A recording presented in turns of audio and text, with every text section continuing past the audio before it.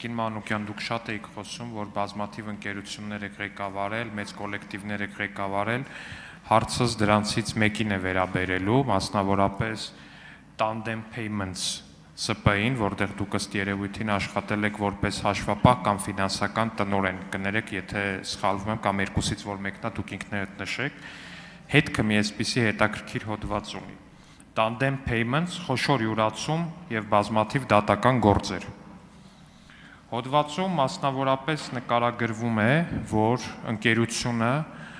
վարկեր է վերցրել, վարկային միջոցներ է ներգրավել տարբեր բանկերից,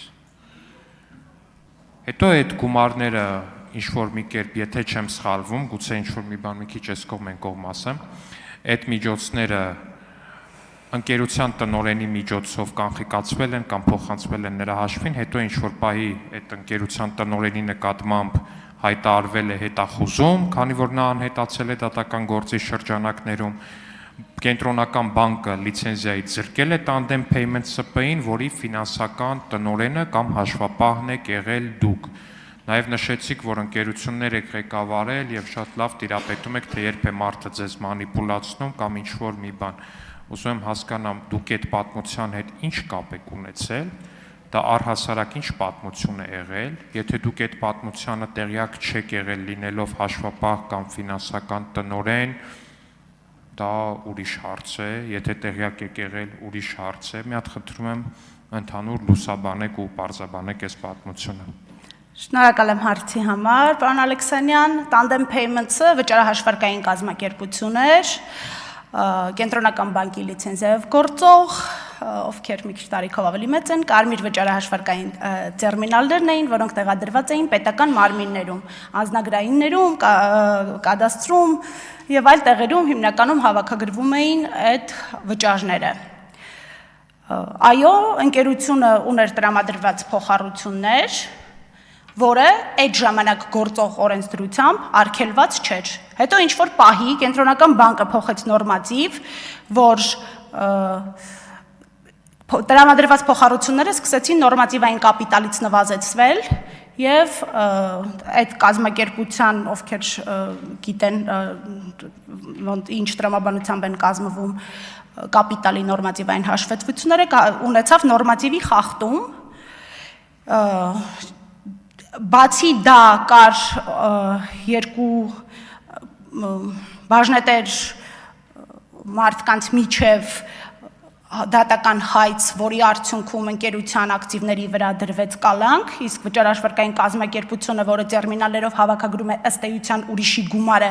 եւ պետք է ինքը ընդհանրապես միջնորդ է, պետք է փոխանցի շահառուներին, այդ դրված կալանքի արդյունքում չկարողացավ կատարել իր պարտավորությունները, ինձ թվում է գնահատական այդտեղ պետք է տալ, ինչքանով էր ճիշտ վճարահաշվարկային կազմակերպության տերմինալների վրա կալանք դնել։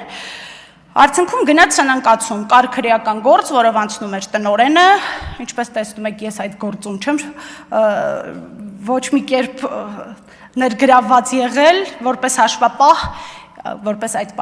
գործող գլխավոր հաշվապահ կենտրոնական բանկի լիցենզիայով իմ պարտականությունները կատարել եմ պատշաճ, օրենքին համապատասխան եւ դրանից հետո էլ կենտրոնական բանկի կողմից լիցենզավորվել եմ այլ ֆինանսական կազմակերպությունների գլխավոր հաշվապահի պաշտոնում աշխատելու համար, այնպես որ առնվազն ռեգուլյատորը խնդիր կտեսներ, եթե իմ գործողություններում ինչ որ ոչ իրավաչափ բան լիներ։ Շնորհակալ եմ։ Շնորհակալություն, Տիկին Մանուկյան, անկեղծ ասած, որ գործով չեք անցել, դա ինձ առանձնապես վստահություն չի ներշնչում, ոչ միայն ձեր մասով, այլ առհասարակ այդ թվականների Սերժ Սարգսյանի ծաղկուն տարիների դատական եւ իրավապահ համակարգը ինձ վստահություն չի ներշնչում, կներեք, այնպես որ այդ գործով չանցնելը որպես արգումենտ մի բերեք, խնդրում, ես կխնդրեմ մեր գործընկերները մի հատ ուսումնասիրեն այս պատմությունը, հատկապես մասնագետ, թող հասկանան ինչի մասին է խոսքը, բայց մինչև այդ նաև ձեր խոսքում ասեցիք, որ թոշակները չէին բարձրացվում եւ բարձրացվեցին միայն նախընտրական եւ տպավորություն էր, որ բարձրացվեցին միայն նախընտրական շրջանում, որպեսզի դա ունենա իր էֆեկտը։ Տիկին Մանուկյան, դուք հավակնում եք ղեկավարել ֆինանսա-բյուջետային հանձնաժողով, ասեք 2018 թվականից ի վեր քանի անգամ է քաղաքացիական պայմանագիր կուսակցությունը բարձրացրել թոշակները եւ որքան թոշակ էր ձեր իշխանությունը որպես 2018 թվականին թողել ձեր ասելով Սերժ Սարգսյանի իշխանությունը թողել 2018 թվականին։ Պարոն Ալեքսանյան, ներողություն եմ խնդրում, քանի որ այդ ծրագրի շահառուչ եմ, չգիտեմ քանի անգամ են թոշակները բարձրացվել։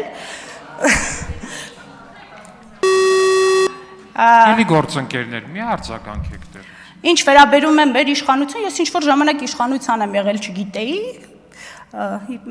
Ես իշխանության չեմ եղել եւ որևէ ոչ էլ մեր խմբակցությունը, չգիտեմ ինչ եք ակնկալում ինձանից լսել, հարցը չեմ հասկանում։